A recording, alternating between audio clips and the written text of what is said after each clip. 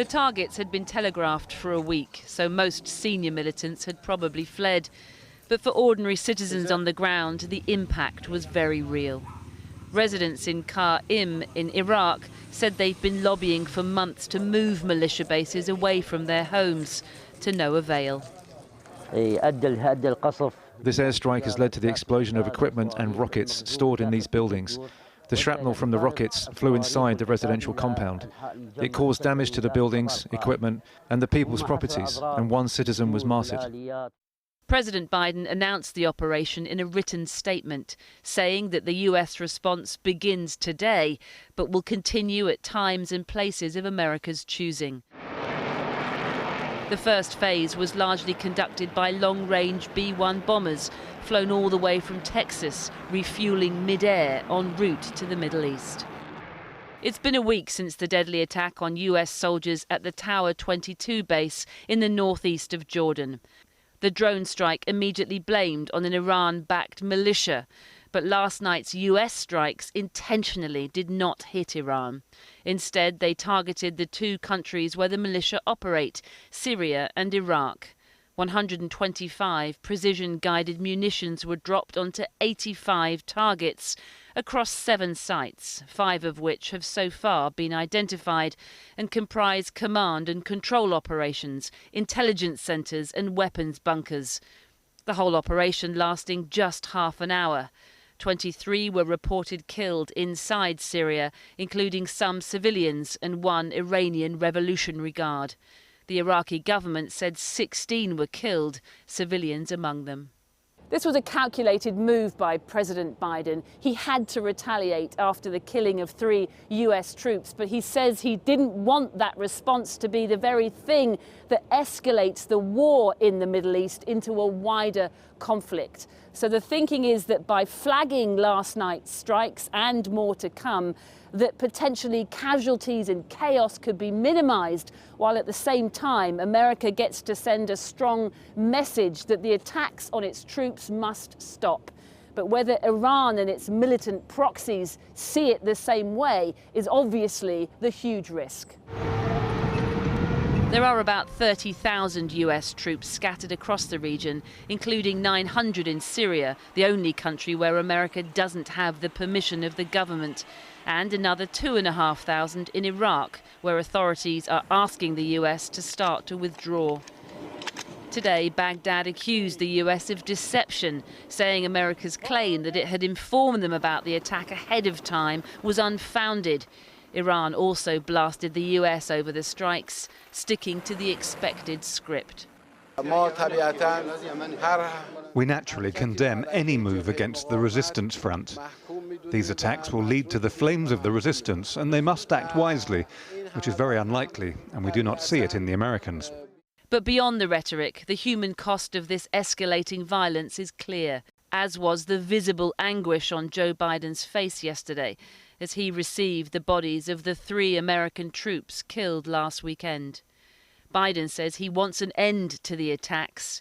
What's less clear is whether Iran and its proxies feel the same way, or whether they are playing out their roles publicly while privately planning their next move. Well, earlier I spoke to General Joseph L. Votel, a retired US Army officer who was most recently commander of US Central Command and responsible for US and coalition military operations in the Middle East. I began by asking for his assessment of the scale and scope of the airstrikes. I think the scope and scale of this was quite large, and I think followed through on some of the rhetoric that we heard from our government this week about a substantial strike in response to this attack against our soldiers last weekend. I think this was principally focused on the militant groups and on the Iranian Quds Force facilitators and other architecture that is supporting them to try to deliver as decisive a blow as we could to their capabilities and disrupt their operations as much as we could. I mean, you talk about the rhetoric through this week from President Biden, from the US government. It was very clear, as you say, that there was going to be some sort of retaliatory strike. But wasn't there a chance, because it was so well flagged, that the military groups themselves could get personnel and weapons out, and that limited the success of this mission? Yeah, I certainly think that's possible. I mean, there's a variety of reasons why, the strikes took place on Friday when the attack against our soldiers were on last Sunday. There's some weather issues, coordination measures. I think our government is appropriately acting in a deliberate way to make sure we are well coordinated. The US government has been quite clear that this is about trying to punish and deter those so-called Iranian proxy groups without escalating the situation. But there is clear danger here, isn't there? There absolutely is. And again, I think this is a part of the reason for the very deliberate nature of our operations. One strike, one series of strikes is probably not going to be enough to do this. So, yeah, there certainly is. Iran can respond to this. And I think a part of our approach right now is trying to assess what that response is from them and from the broader Iranian threat network, which they have propagated across the region.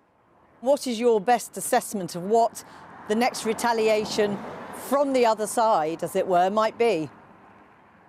Well, I think we have to pay attention to the Red Sea and see what's happening down there. The Houthis have demonstrated themselves to be somebody who is trying to be a bigger actor in the so-called axis of resistance. And then we'll have to pay very, very close attention to what is happening in Iraq and Syria with the variety of other Iranian-backed militia groups that operate in that area. In this regard, deeds, not words, matter. We are looking for a change in behavior, not just words coming from Iran or from the militant groups.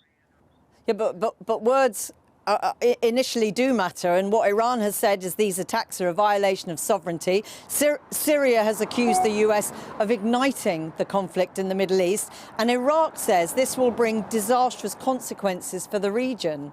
So in terms of not escalating this situation, what do you make of those responses?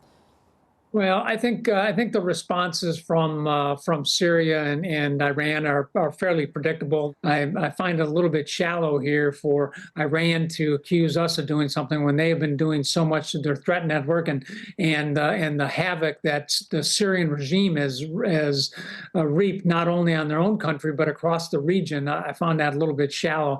The Iraqis, I think, are a little bit different of a situation. They are in a difficult political situation there. They are, caught between us and the Iranians. The United States had some extensive coordination and discussions with the Iraqis before these strikes. I don't know that they necessarily supported them, but they were informed. Just briefly, a few words. I mean, a number of these groups have made a very direct link with what we're seeing going on in the war between Israel and Hamas and the conflict as it's playing out in Gaza. Would it be more useful for the Americans to exert pressure on the Israelis to end the conflict in Gaza, and that would be a way of bringing security and stability much more quickly to this region? Well, yes, I certainly agree that it is the conflict in Gaza that is acting as the fuel for a lot of this activity that we're seeing across the region right now. And I think the United States and a number of other countries here have been putting a lot of pressure and working very, very closely with the Israelis and a variety of others to try to bring some kind of conclusion or some kind of ceasefire to the situation here. General Votel, thank you very much for talking to us this evening.